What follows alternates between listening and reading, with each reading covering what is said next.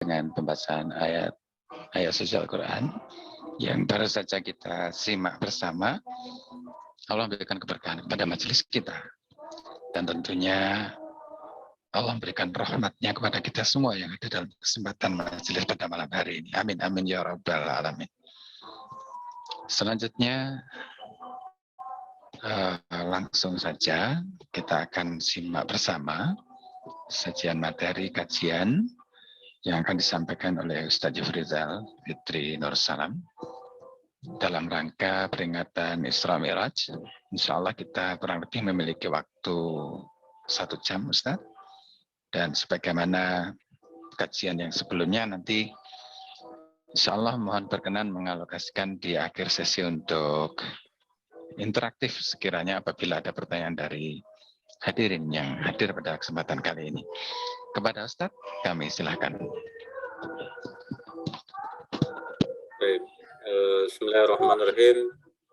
Assalamualaikum warahmatullahi wabarakatuh. Waalaikumsalam warahmatullahi wabarakatuh. Alhamdulillah, alladzi an'amana bi ni'mati imani wal islam wahdana ila siratal mustaqim siratal ladzina an'amta 'alaihim ghairil maghdubi 'alaihim waladdallin. Asyhadu an la ilaha illallah, asyhadu anna Muhammadan abduhu wa rasuluhu la nabiyya ba'da. Subhanalladzi asra bi 'abdihi lailan minal masjidil haram ilal masjidil aqsa alladzi barakna hawlahu linuriyahu min ayatina innahu was-sami'ul basir. Alhamdulillah, jazakumullah pada Pak Alif dan teman-teman IKADI Magetan. Semoga Allah Subhanahu wa taala melindungi kita semua, menambahkan keimanan dan ketaatan kita pada Allah Subhanahu wa taala. Pada malam hari ini pembahasannya, tema besarnya adalah Isra dan Mi'raj Nabi Muhammad SAW dengan pembahasan meraih kebahagiaan dengan sholat. Mungkin kita lihat dulu, saya tidak akan banyak bicara di bagian sholatnya, tapi kita melihat posisi sholat ini dalam konteks Isra dan Mi'raj Nabi Muhammad SAW. Mungkin saya mulai dengan latar bahwasanya kalau kita melihat surat Al-Isra yang dibacakan tadi, surat Al-Isra ayat yang pertama ya, ayat yang pertama ini berkaitan dengan bahwa baginda Nabi Muhammad SAW di penghujung dakwah Nabi di kota Mekah ya, di kota Mekah, setelah Nabi Muhammad SAW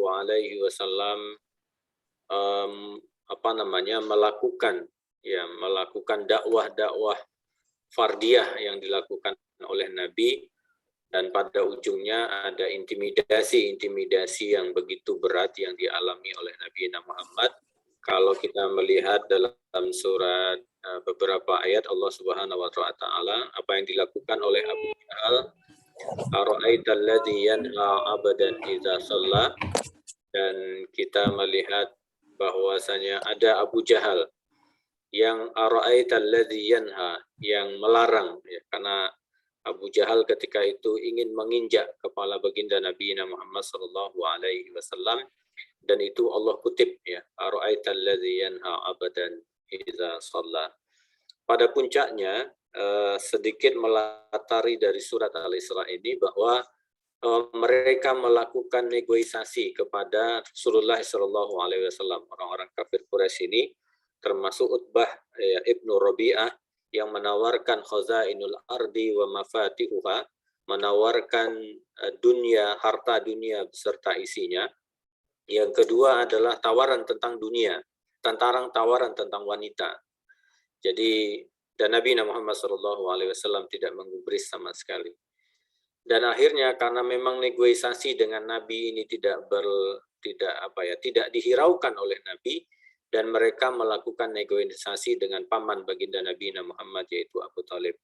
Mereka minta supaya Abu Talib menyerahkan Muhammad untuk dibunuh.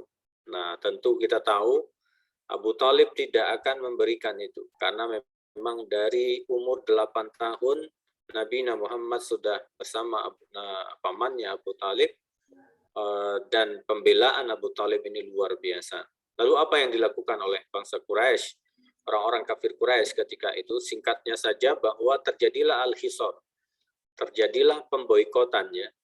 Pemboikotan ini dengan 3 hal ya. Pertama adalah pemboikotan ekonomi, tidak boleh ada masuk perdagangan kedua kabilah besar, yaitu Bani Hashim dan Bani Abdul Muthalib.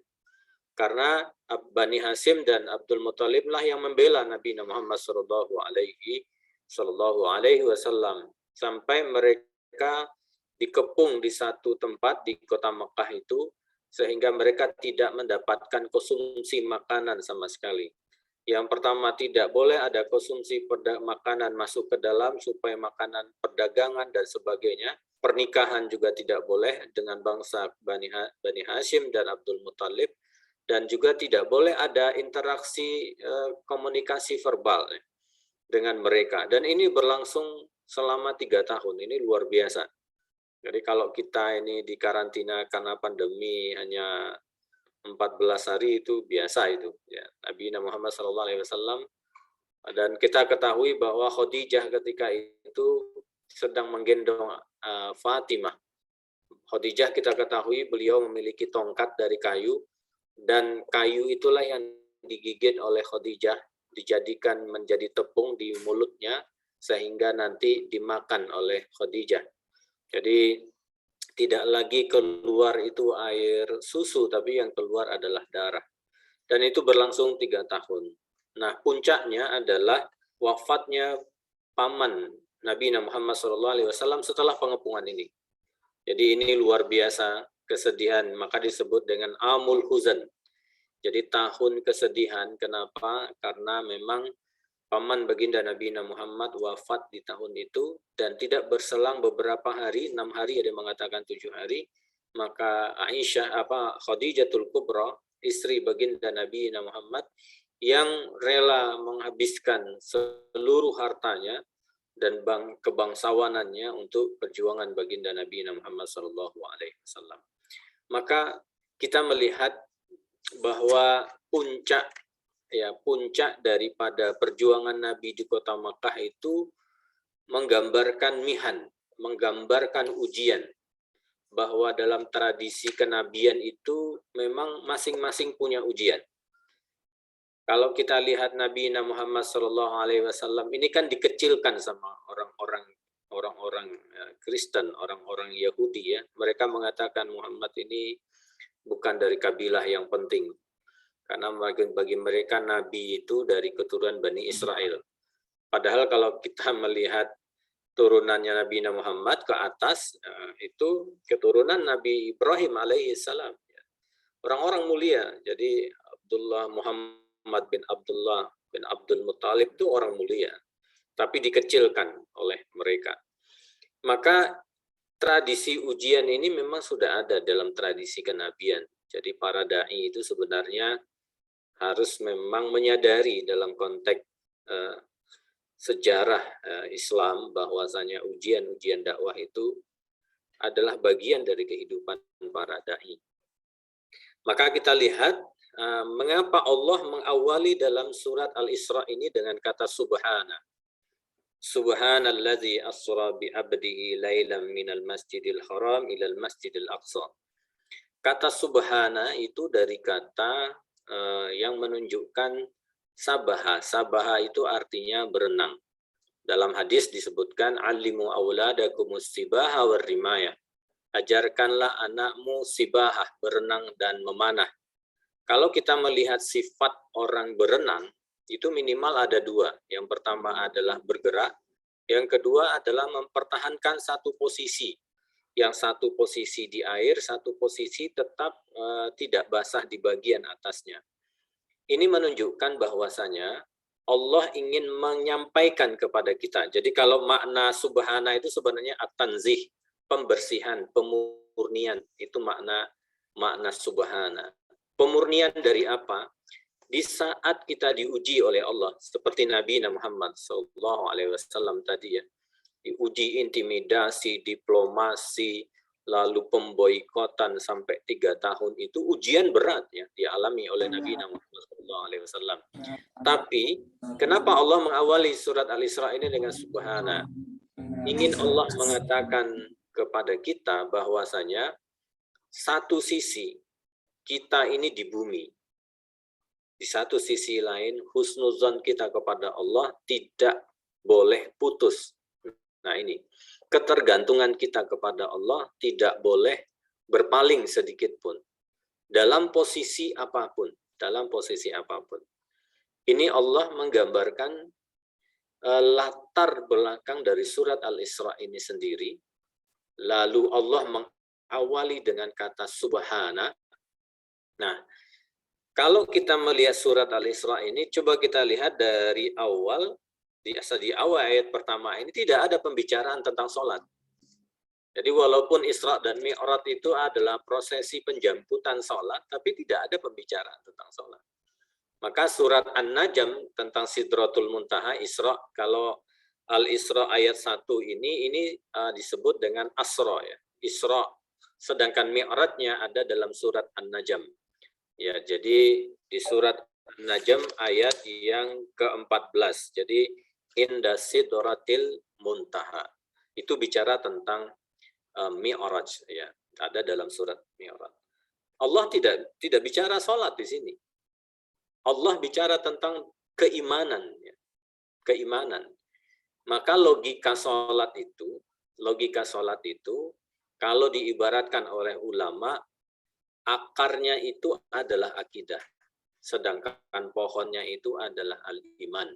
Sedangkan buahnya itu adalah amal. Di mana sholat? Sholat berada di amal. Ya, sholat ada di amal. Kalau akidahnya kropos, subhananya hilang, tanzihnya hilang, di saat dia diuji, dia melepaskan Allah Subhanahu wa Ta'ala, maka sholatnya itu mesti tidak sholatnya mesti tidak kuat. Jadi disebutkan oleh Allah Subhanahu wa Ta'ala bahwa gambaran orang yang diuji oleh Allah itu puncak-puncak ujiannya adalah baginda Nabi Muhammad, dan Nabi Muhammad SAW begitu tegar dan yakinnya, seperti Abu Bakar Siddiq ketika pulang Nabi Muhammad setelah Isra dan Mi'raj, orang-orang kafir Quraisy ingin melemahkan imannya Abu Bakar Siddiq, bahwasanya mereka berargumen, lihatlah sahabatmu itu, temanmu itu, dia berdusta. Tidaklah mungkin orang diperjalankan hanya dari satu malam dari Masjidil Haram ke Masjidil Aqsa. Kalau orang berjalan itu sampai 1 bulan lamanya, hanya dalam perjalanan yang singkat. Apa kata Abu Bakar Siddiq? Lebih daripada itu pun aku percaya. Inilah kenapa Abu Bakar Siddiq disebut dengan As-Siddiq. Nah, persoalan ini kalau kita hubungkan dengan sholat, ya, sholat itu buah daripada apa tadi? Buah daripada akidah dan iman kita tadi. Maka dalam surat Al-Asr itu illallazina amanu. Ya. Jadi standar minimalnya itu iman. Makanya Allah menyebutnya dengan kata subhana. Subhana karena apa? Karena kita bisa saja sedang diuji oleh Allah, baik itu lapang ataupun sempit, tetapi hati kita ini sangat berhusnuzon dengan Allah Subhanahu wa Ta'ala, sehingga kita tidak melepaskan Allah dengan kondisi apapun. Nah, begitu orang sholat. Jadi kekuatan iman itu akan mempengaruhi sholat. Maka dalam surat Al-Asr, illallazina amanu. Amanu itu bentuknya adalah orang-orang yang memiliki zaman, ya, memiliki waktu. Jadi iman itu bertambah, berkurang, bertambah dengan ketaatan, berkurang dengan kemaksiatan. Maka kalau kita lihat nanti bahwa sholat itu kan 2 hal. Pertama fisik dan non-fisik. Karena sholat ini kebutuhan non fisik.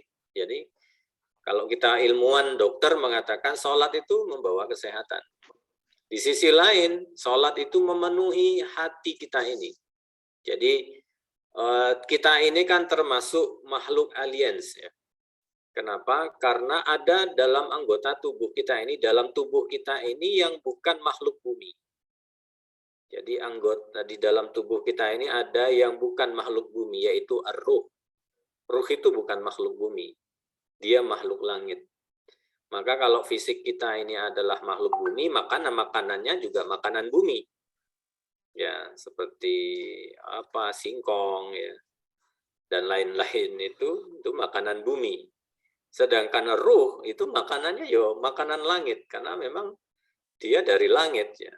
Makanya dari langit. Nanti kalau kita wafat, lalu setelah dalam prosesi barzah nanti, lalu ada orang yang duduk dengan mirip dengan kita di samping kita dan jauh lebih muda, nah itulah ruh kita sebenarnya. Jadi ruh itu tidak akan pernah mati. Ruh itu tidak akan pernah mati. Maka sholat adalah makanan ruh itu sendiri. Nah, kalau dia tidak memiliki kekuatan iman, maka spiritualitas sholat itu tidak akan berefek apa-apa sama sekali. Jadi, kenapa sholat itu menjadi inna sholata tanha anil fahsya'i wal munkar. Nanti kita bahas yang inna sholata tanha anil fahsya'i wal munkar itu. Kita lanjutkan dulu. Subhana itu juga menunjukkan kata mu'jibah. Jadi sesuatu yang ajaib ya, mengagumkan. Ya, sesuatu yang sangat mengagumkan. Kenapa mengagumkan? Coba kita perhatikan di dalam beberapa kitab dijelaskan bahwa perjalanan Nabi itu dari Masjidil Haram ke Al-Aqsa itu kalau berjalan reguler itu butuh waktu sekitar 1 bulan. Yang kedua adalah dan Isra Nabi Muhammad SAW dari Masjidil Aqsa ke Sidratul Muntaha. Kita tahu kalau yang mungkin pernah belajar IPA itu, kita ini kan berada di Bima Sakti ya, di wilayah Bima Sakti. Orang berjalan dari Bima Sakti ini ke Andromeda itu waktunya sama atau tidak sama. Semakin cepat atau semakin lambat. Ya. Bayangkan kalau pakai teori-teorinya ilmuwan, kalau orang diperjalankan sampai ke Andromeda sana, maka ketika dia balik mungkin sudah tua, ya, umurnya sudah mungkin sekarang 2021, 22, mungkin ketika dia balik ke bumi ini, maka umurnya mungkin sudah sampai 2.500-an. Ya, 2.500-an. Jadi antara waktu kita di bumi ini dengan waktu Sidratul Muntaha itu kalau dalam sisi ilmuwan ya berbeda. Nah, bayangkan dalam hitungan keilmuan itu tidak mungkin. Bahkan disebutkan dalam beberapa kitab itu tempat duduknya Nabi di kota Mekah itu di Masjidil Haram itu masih hangat. Jadi Nabi pergi Isra dan Mi'raj balik itu masih hangat tempat duduknya itu. Nah, kenapa? Argumentasinya apa? Argumentasinya dari kata subhana tadi. Subhana itu bentuknya adalah kata benda. Jadi dalam bahasa Arab itu ada kata benda, ada kata kerja. Kata benda ini tidak memiliki zaman. Karena zaman itu milik Allah. Jadi bagi Allah Subhanahu wa taala, karena Allah sang pemilik waktu, bagi Allah tidak ada batasan waktu itu. Tidak ada batasan waktu itu. Makanya kalau ada orang yang mengatakan begini, loh kalau malam Lailatul Qadar itu kan malam, Ustaz. Iya, tapi bagaimana kalau kita malam di Amerika Serikat sana kan siang. Berarti kan malam Lailatul Qadar itu bisa saat ini di Indonesia malam, bisa saja di Amerika sana itu siang katanya.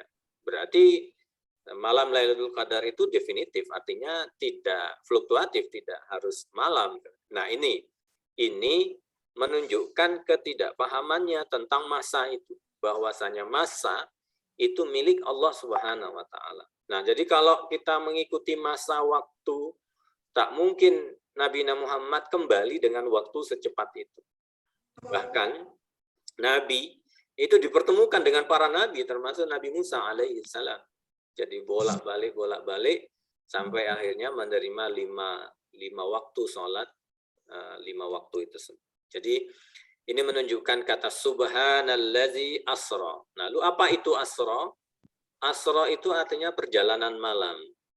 Nah, siapa yang memperjalankan? Ini fi'il muta'addi ya. Jadi yang memperjalankan Allah. Allah tidak menyebutkan namanya di sini. Cuma uniknya itu ya. Menunjukkan bagi Allah perjalanan yang itu, Isra dan Mi'raj ini terlalu sederhana. Jadi kalau kita dalam Al-Quran menemukan kata, kalimat yang tidak disebutkan subjeknya, tidak dimunculkan subjeknya, itu sesuatu yang gampang bagi Allah Subhanahu wa Ta'ala. Jadi, Masya Allah ya, Allah ini menggunakan satu kata di dalam Al-Quran itu luar biasa. Jadi kalau kita mempelajari tafsir ini, Masya Allah ya. Jadi asra itu perjalanan malam. Nah, ditekankan lagi dengan asra bi abdihi lailam, malam hari. Jadi, dan asra itu sudah perjalanan malam. Nah, kita lihat. Subhanallazi asra bi abdihi. Nah, ini. Yang berjalan ini apa? Yang berjalan ini ruh atau jasad? Nah, apakah yang berjalan ini ruh atau jasad? Nah, beginilah Allah mengembalikan kata tanzih itu. Bagiku, kata Allah dengan kata subhana tadi. Bagiku, ruh dan jasad diperjalankan itu terlalu mudah. Wong kita ini tidak ada menjadi ada. Jadi mestinya ketika kita menjemput sholat kita, kita merasakan sholat itu bagian syukur kita kepada Allah Subhanahu wa Ta'ala. Kenapa? Karena dari ketidakadaan menjadi ada. Kata Allah, kalau hanya perjalanan Nabi Muhammad ini, kalian bertanya tentang apa yang diperjalankan, ruh atau jasad.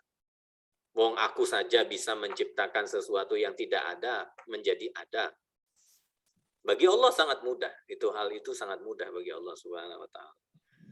Nah, di sini kita lihat bi abdihi, kalau kita melihat di ayat yang lain, ara'aital ladzi yanha abadan iza shalla. Abdan ini abdihi ini memiliki dua unsur. Pertama fisik dan non fisik, material dan imaterial. Jadi perjalanan Nabi itu bukan perjalanan ruh saja, tapi perjalanan material juga. Kenapa? Ketika Isra Nabi Muhammad sampai ke Masjidil Aqsa, Nabi mengimami para anbiya di sana nanti sebelum berangkat dimi'rajkan oleh Allah ke Sidratul Muntaha. Nah, sampai di Sidratul Muntaha ini itu Jibril tidak bisa masuk. Jadi alamnya sudah alam yang berbeda gitu ya. Yang bisa masuk itu Nabi Muhammad SAW. Jibril mengatakan, ya Rasulullah, aku hanya sampai di sini. Tidak bisa masuk ya Rasulullah. Ini sudah bukan alamku lagi gitu ya. Alamku. Seandainya dipaksa masuk pun tidak bisa masuk. Seperti Nabi Musa alaihissalam ketika ingin berbicara dengan Allah, kalimullah. Dan Allah memperlihatkan cahayanya di atas bukit Tursina itu. Ketika cahaya itu dimunculkan oleh Allah Subhanahu wa Ta'ala kepada Nabi Musa pingsan berhari-hari. Itu baru cahayanya. Jadi Masya Allah ya, Nabi Muhammad masuk ke Sidratul Muntaha, bahkan sendalnya yang ada di Turki hari ini itu adalah sendal yang pernah masuk ke Sidratul Muntaha. Jadi Masya Allah. Jadi rangkaian akidah, kekuatan akidah itu membawa pada kekuatan keimanan. Nah, disinilah letaknya. Keimanan akan menghasilkan yang disebut dengan amal. Salat itu bagian dari sebuah perspektif amal. Jadi, kenapa Allah tidak menyebutkan surat Al-Isra ini salat sama sekali? Karena memang salat itu adalah bagian yang terdorong oleh akidah dan iman. Maka ilal lazina amanu wa amilus shalihat. Setelah iman baru amilus shalihat. Dan amilus shalihat ini jam'ul qalil. Jadi jamak dalam bahasa Arab jamak itu ada yang banyak, ada yang sedikit. Yang sedikit itu ditandai dengan sholihat, ada alif dan ta. Sholihat itu jam'ul qalil namanya, jamak sedikit. 1 sampai 10 itu namanya jam'ul qalil. Salah satunya adalah as-shalah. Jadi Masya Allah ya, kita ini Allah ingatkan. Kalau bahasanya saya, wahai manusia, kalian itu butuh 2 hal. Pertama, butuh tentang kebutuhan kalian dengan bumi, makanan bumi. Yang kedua adalah butuh dengan makanan langit. Apa makanan langit itu? Adalah salah satunya adalah sholat. Di dalam sholat itu apa? Di dalam sholat itu adalah Al-Quran. Jadi penjemputan Isra dan Mi'raj terkait dengan sholat sebenarnya rangkaian dari sebuah pengisian tubuh kita ini. Untuk apa? Untuk terjadi keseimbangan. Ya, jadi keseimbangan. Maka kenapa orang tidak stabil di dalam kehidupannya? Karena memang 2 hal ini tidak terisi dengan baik. Pertama adalah jasadinya, yang kedua adalah ruhinya. Jadi subhanallazi asra bi abdihi lailam. Nah, ditambahkan lagi. Kalau asra tadi sudah perjalanan malam, ini ditambahkan lagi penekanannya bahwasanya memang itu adalah perjalanan malam. Bapak-bapak, ibu-ibu yang dimuliakan oleh Allah Subhanahu wa taala. Jadi ketika Nabi Muhammad diberangkatkan ini ada 2 hal, ada 2 nilai yang mesti kita ambil. Pertama adalah terkait dengan Isra dan Mi'raj Nabi Muhammad sallallahu alaihi wasallam ini adalah bagian dari ujian keimanan. Untuk siapa? Saat itu adalah untuk orang kafir. Orang kafir itu ketika Nabi pulang dari Isra dan Mi'raj ini, mereka terjadi 2 hal kepada orang kafir. Yang pertama, yang sudah mulai beriman kepada Allah dan Rasul-Nya itu akhirnya murtad. Kenapa? Karena bagi mereka itu nggak masuk akal gitu kan, tidak masuk akal. Sama halnya juga mereka mengatakan bahwa tidak masuk akal bahwasanya Nabi Rasul yang terakhir itu adalah Muhammad, karena Rasul itu mesti dari Bani Israel. Dan itu tidak masuk akal, kata mereka. Nah, ini ujian keimanan. Jadi, Bapak Ibu yang dimuliakan oleh Allah, mesti kita ini akan dihadapkan dengan ujian keimanan ini. Ujian keimanan ini, nah apa yang jalan yang Allah berikan untuk menjalani ujian keimanan ini, salah satunya adalah ditempuh dengan sholat. Jadi sholat itu kan hubungannya adalah silah. Silah itu komunikasi antara seorang hamba dengan Khaliknya. Jadi yang kedua, salat itu kalau diterangkan oleh ayat Allah, inna salata tanha anil fahsya'i wal munkar. Salat itu bisa mencegah dari sesuatu yang fahsya. Fahsya itu dosa paling tinggi. Jadi dosa itu ada inzala. Jadi inzala itu tergelincir, itu tanpa sengaja. Yang kedua ada zunub, ada dosa yang terikuti, seperti orang berbohong lalu diikuti. Kalau berbohong sekali mesti diikuti dengan bohong berikutnya, itu zunub. Maka zanbun itu artinya ekor, jadi dosa yang memang ada ekornya. Yang ketiga yang disebut dengan su. Nah, ini sesuatu yang busuk ya, seperti bangkai. Nah, ini termasuk riba di dalamnya. Sedangkan fahsya itu dosa paling tinggi. Ada 3 dosa yang difahsya ini. Yang pertama adalah syirik kepada Allah, yang kedua adalah zina, yang ketiga adalah membunuh. Jadi kenapa sholat itu dirangkaikan dengan fahsya? Inna sholata tanha anil fahsya. Diawali dengan fahsya. Karena memang 3 hal ini hanya mampu dihadapi dengan al-iman itu. Al-iman itu. Jadi inna sholata tanha anil fahsya wal munkar. Nah, baru kemungkaran yang kita kita pahami pada umumnya. Orang mabuk, orang orang yang ingkar ya, dan macam-macamnya lah di bagian daripada mungkar ini. Jadi perjalanan Rasulullah Shallallahu Alaihi Wasallam itu perjalanan imaniyah, sehingga orang akan melihat bahwasanya Isra dan Mi'raj ini adalah ujian keimanan bagi seseorang, bahwasanya apa yang Allah berikan kepada Nabi dan Allah perjalankan kepada Nabi Muhammad itu bagian dari keimanan seseorang. Kenapa Allah perjalankan subhanallazi asra bi abdihi lailan minal masjidil haram ilal masjidil aqsa. Jadi sebenarnya Nabi itu sempat mampir di Masjid Nabawi ya. Masjid Nabawi, setelah itu baru ke Masjidil Aqsa. Allazi barakna haulahu. Jadi memang diberkahi oleh Allah Subhanahu wa taala. Jadi keberkahan itu ada di Masjidil Haram, ada di Masjid Nabawi, dan ada di Masjidil Aqsa. Kalau kita melihat sirah Nabawi, hadis-hadis Nabi, ziarah ke masjid yang disunahkan itu ada 3 masjid ya. Ada Masjidil Haram, ada Masjid Nabawi, dan Masjidil Aqsa. Kenapa itu Allah lakukan? Linuriyahu min ayatina. Kami tunjukkan itu untuk menunjukkan tanda-tanda kebesaran kami. Nah, jadi terkadang kebesaran Allah itu bisa kita lihat. Jadi sholat itu membawa kita kepada titik bahwasanya Allah itu maha besar.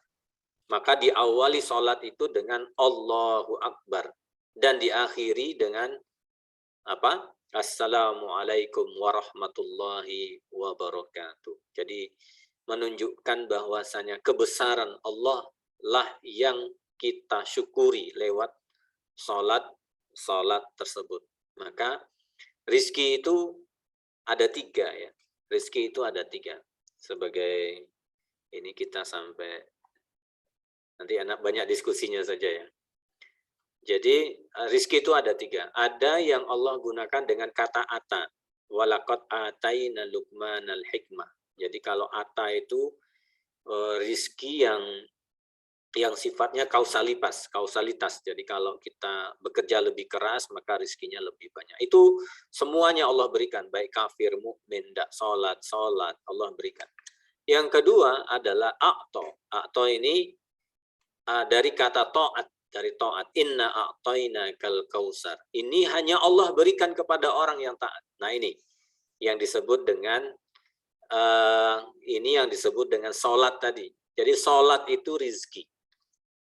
Jadi karena ketaatan, karena rangkaiannya gini tadi kan, rangkaiannya bahwasanya akar itu adalah akidah, batang itu adalah al-iman, dan buah itu adalah al-amal. Jadi dan itu adalah rizki yang Allah berikan, hasil ketaatan. Jadi kalau kita merasakan nikmatnya sholat, itu bagian dari ketaatan kita kepada Allah. Maka halawatul iman, manisnya iman, itu dirasakan berbeda masing-masing di antara kita ketika melaksanakan sholat. Kita ini sama-sama sholat, tetapi nikmatnya sholat itu masing-masing dari kita menikmatinya dengan sejauh mana Allah memberikan kenikmatan itu. Tanda cintanya Allah. Jadi kalau kita ingin melihat kualitas cinta Allah kepada kita, maka lihatlah ketika kita sholat. Jadi kenapa? Karena itu pemberian Allah. A'ta ya. Inna a'taina kal kausar. Nah, jadi yang belum belajar maksimal untuk sholat, maka belajarlah. Karena itu jalan kasih sayang Allah Subhanahu wa ta'ala. Dan yang terakhir adalah rizki yang disebut dengan wahaba.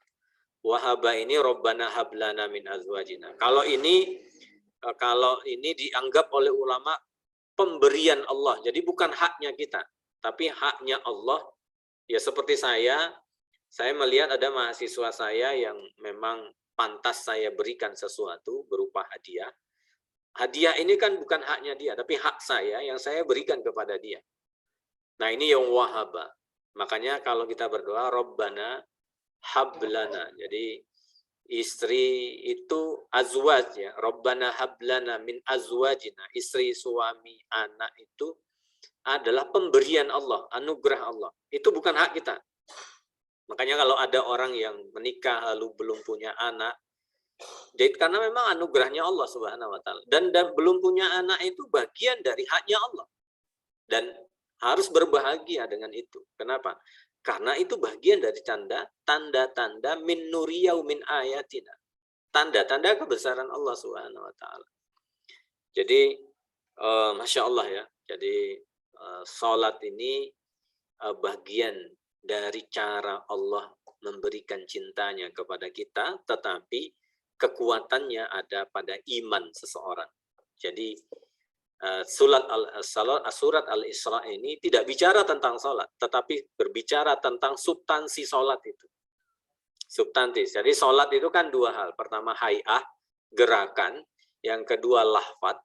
Ya, gerakan dan lafaz ini, tapi substansinya ada dalam hati seseorang dan keimanan seseorang.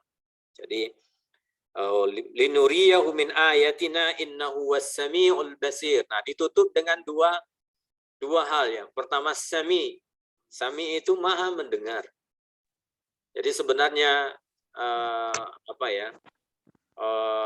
Allah maha tahu. Allah maha tahu. Bahkan ada yang di hati kita yang tertutup pun Allah maha tahu. Makanya Allah mengatakan wa hussila ma fis sudur. Jadi yang kita tutup-tutupi di hati kita hari ini, suatu saat Allah bongkar. Wa hussila ma fis sudur. Jangankan di akhirat, di dunia ini bisa Allah bongkar. Maka kalau dakwah ini kita tidak bersihkan hati kita, Allah akan buka itu. Buka. Orang yang memang berdakwah, kepentingannya dunia, kepentingannya tidak untuk Allah, suatu saat Allah bongkar. Ini orang ini kepentingannya dunia. Maka Allah akan tu'izzu man tasa wa tuzillu man tasa. Allah akan hinakan, Allah akan muliakan bagi Allah yang ingin muliakan, dan Allah akan hinakan siapapun yang Allah akan hinakan. Kenapa? Wa hussila ma fis sudur. Jadi kita menata hati kita dalam berdakwah ini bagian yang harus kita ambil. Jadi wa hussila ma fis sudur. Inna rabbahum bihim yauma idzil la khabir. Ya Allah Maha tahu. Sami, Allah Maha mendengarkan apa celotehan mereka, celotehan orang-orang kafir Quraisy kepada Nabi Muhammad. Betapa sakitnya hati Nabi dihina seperti itu ya, dihina seperti itu. Tapi itu konsekuensi dakwah. Konsekuensi dakwah. Jadi innahu huwas samiul basir, dan Allah Maha melihat. Jadi Masya Allah ya, indahnya perjalanan Nabi itu adalah Nabi Allah perjalankan dengan sebuah nilai yang luar biasa. Di Aqsa, di Masjidil Aqsa, Nabi mengimami para anbiya. Setelah itu diperjalankan oleh Allah, bertemu dengan para Nabi, Masya Allah, bertemu dengan Nabi Ibrahim. Bahkan Nabi itu bisa menjelaskan bagaimana wajahnya Nabi Musa itu. Ya. Sehingga orang-orang kafir itu heran. Karena Nabi ini kan bukan Bani Israel. Walaupun sebenarnya berkaitan dengan Nabi Ibrahim alaihissalam. Lalu mereka kan bertanya-tanya, engkau tahu berapa pintunya Masjidil Aqsa itu? Katanya kan. Jadi kapasitas ilmunya Nabi juga diuji. Tapi Allah berjalankan dan Nabi paham betul Masjidil Aqsa itu. Sehingga heran mereka ketika mereka ditanya, Nabi ditanya, berapa pintu Masjidil Aqsa itu? Nabi bisa menjawab. Bahkan bagaimana wajahnya Nabi Musa itu. Nabi Yakub, ya, bapaknya orang-orang Yahudi Bani Israel ini, Rasulullah bisa menjelaskan. Jadi mereka kaget-kaget dengan apa yang di satu sisi mereka tidak percaya, di sisi lain kapasitas ilmu yang Allah perjalankan dengan Isra dan Mi'raj ini sangat mumpuni. Nah, maka sebagai penutup, Bapak-bapak, Ibu-ibu yang dimuliakan oleh Allah Subhanahu wa taala, maka sholat yang kita lakukan kekuatannya ada di dua hal. Pertama adalah kekuatan akidah kita, yang akan mengalirkan kekuatan akidah itu akan mengalirkan energi kepada al-iman. Al-iman. Nah, iman inilah yang menggerakkan sholat. Menggerakkan sholat. Dan iman pula lah yang nanti ketika kita sholat, nah, dan akhirnya berefek kepada yang lain-lain. Jadi Allah bahkan tidak bicara tentang sholat di Isra dan Mi'raj ini. Masya Allah. Saya rasa demikian Pak Alif. Mungkin kita lebih banyak diskusi ya. Monggo mungkin ada yang ingin bertanya. Saya rasa dari saya cukup sekian. Wabillahi taufiq wal hidayah. Wassalamualaikum warahmatullahi wabarakatuh. Waalaikumsalam warahmatullahi wabarakatuh. Terima kasih Ustaz. Demikian Bapak Ibu hadirin, sebagaimana kami sampaikan untuk sesi interaktif, kami silakan untuk bisa langsung disampaikan ataupun melalui kolom chat. Ya, sudah ada yang masuk Ustaz. Izin kami bacakan. Dari Den Bagus, mohon maaf izin bertanya bahwa sabar dan sholat adalah cara kita memohon pertolongan kepada Allah. Bagaimana aplikasinya dalam menghadapi situasi dan kondisi saat ini? Umat Islam dihadapkan dalam berbagai masalah akidah, akhlak, ekonomi, sosial, dan politik. Demikian Ustaz, pertanyaan yang masuk mungkin bisa langsung ditanggapi. Terima kasih. Iya, jadi surat Al-Asr itu sebenarnya sudah cukup menjawab ya, bahwasanya surat Al-Asr itu memiliki 4 poin penting ya.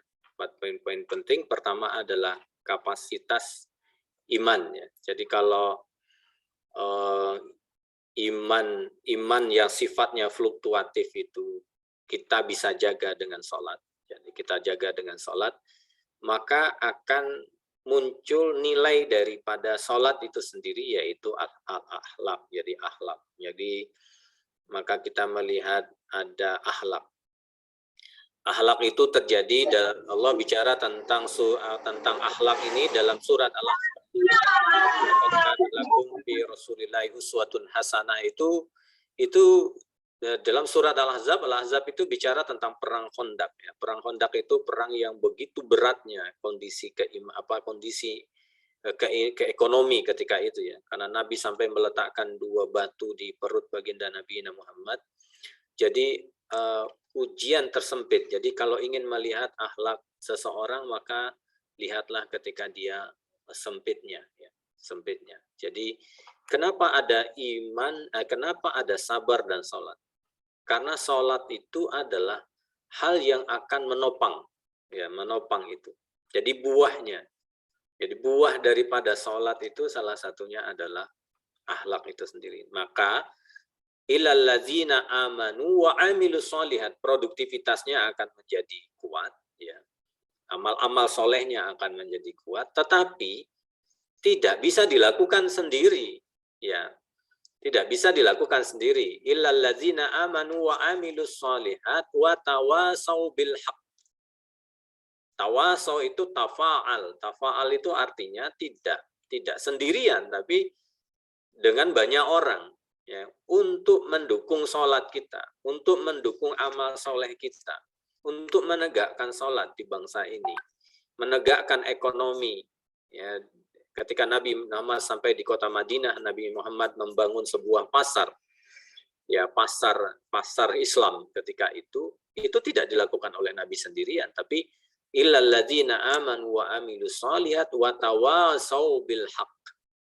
Itu kebenaran itu ya memang harus dilakukan bersama-sama. Dengan siapa? Dengan orang-orang yang soleh tadi. Tawasau bil haq, ya, orang-orang yang sholat tadi, tawasau bil haq wa tawasau bis sabr.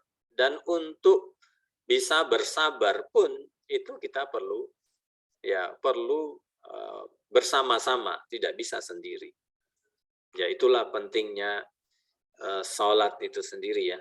Sholat itu sendiri, karena sholat itu kelihatannya adalah bagian ibadah yang kita lihat gerak dan lafaz dan dilakukan di masjid atau di tempat manapun yang diperbolehkan untuk sholat, tapi sebenarnya dia akan membawa kepada nilai yang vertikal dan membawa nilai kepada yang horizontal, baik dalam keekonomian dan sebagainya.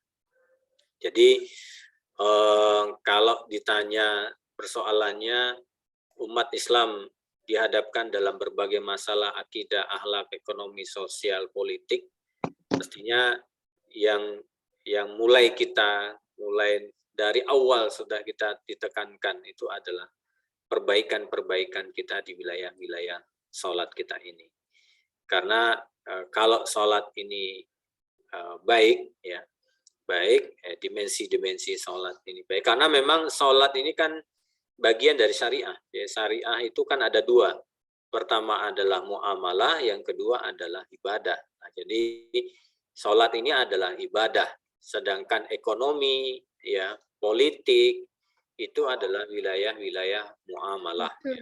Nah, tapi muamalah harus ditopang dengan wilayah ibadah ini. Sholat salah satunya. Saya rasa demikian, Pak Ustadz Alif. Terima kasih, Ustadz. Dan berikutnya, semoga jawaban sudah jelas dan bisa menjawab pertanyaan yang pertama. Selanjutnya sudah ada di bawahnya di kolom chat. Ini terkait dengan sholat khusyuk, Ustaz. Bagaimana cara menjaga agar sholat yang kita lakukan senantiasa khusyuk? Mengingat kadang bisa khusyuk, kadang juga tidak khusyuk. Langsung saja, Ustaz, silakan. Iya, mungkin kita lihat dulu ya, khusyuk itu apa sebenarnya?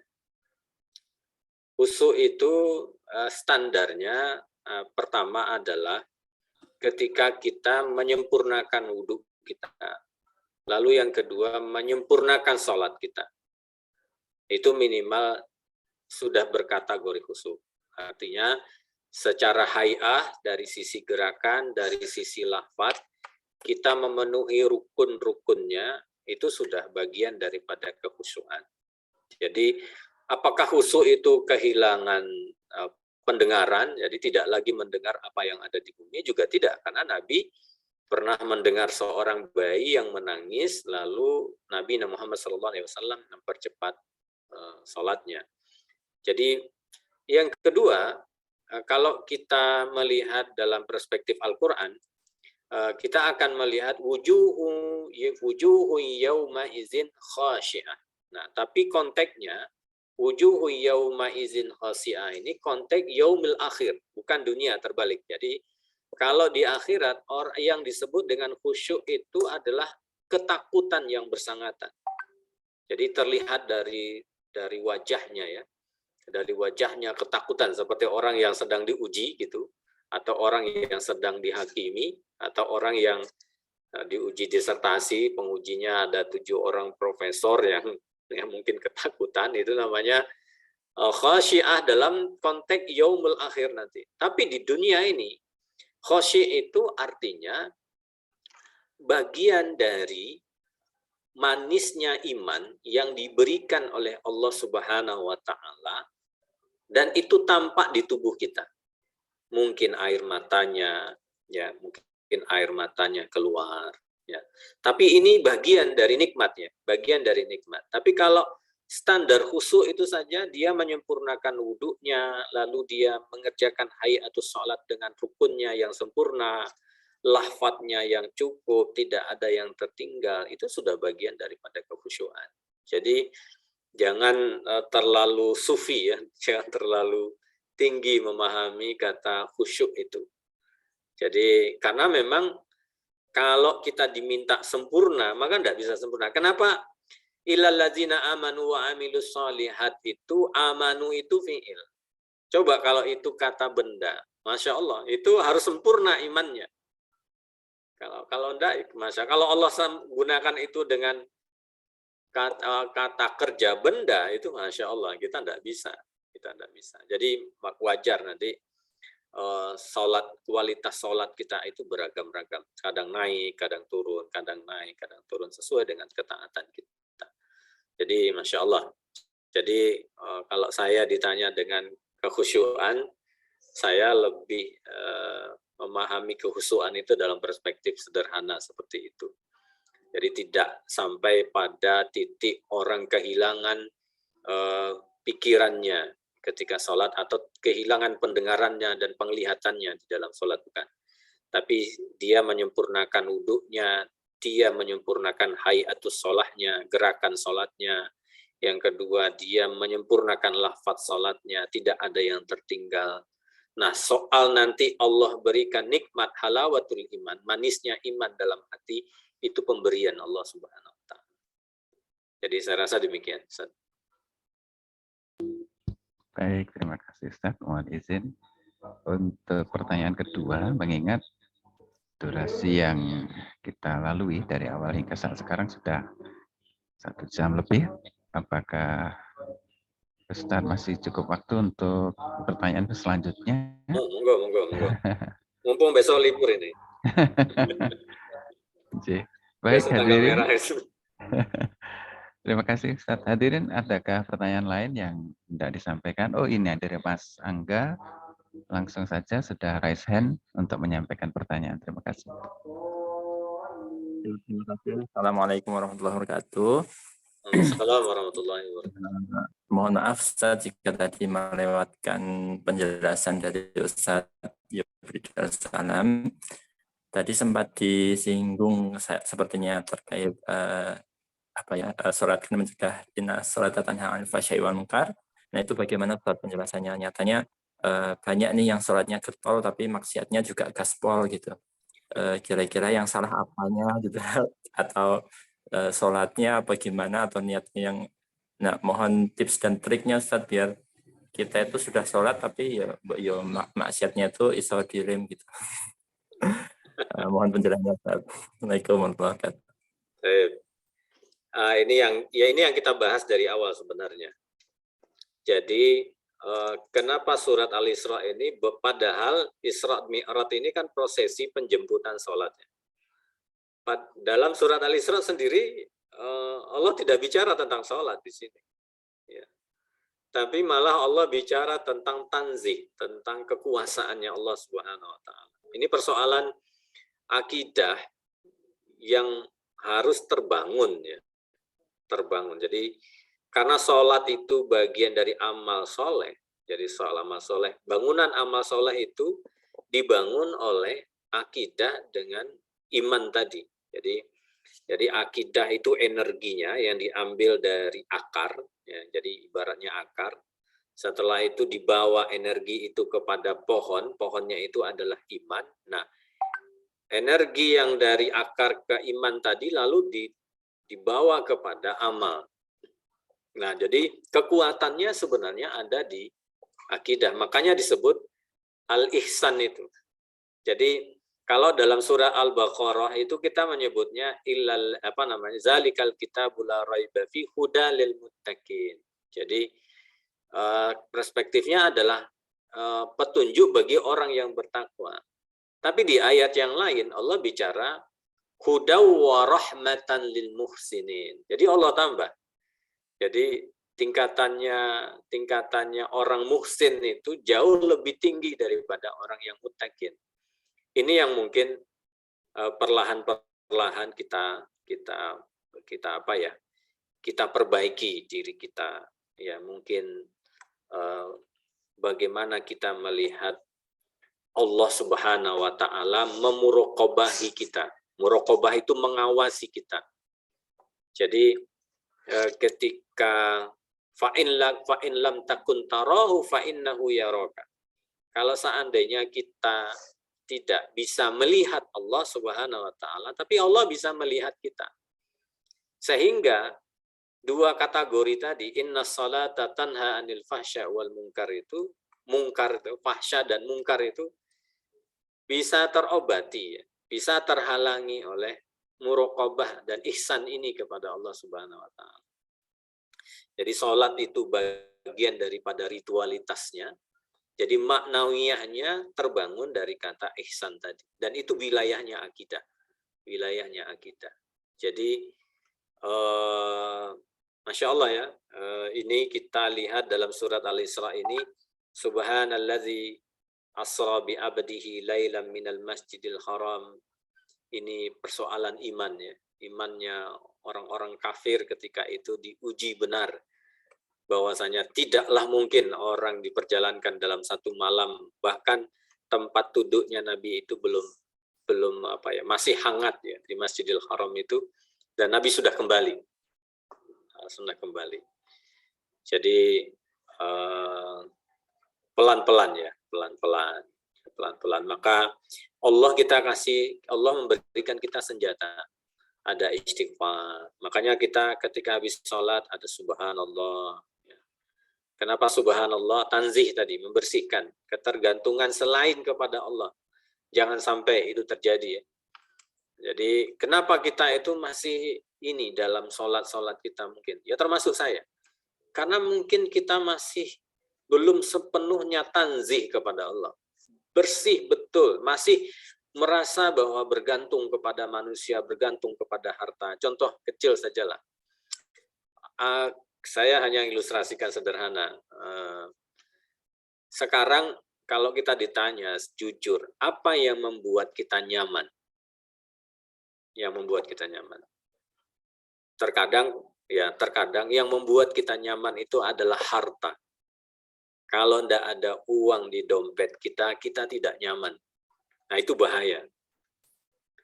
Padahal bisa saja nanti kita tidak subhana kepada Allah.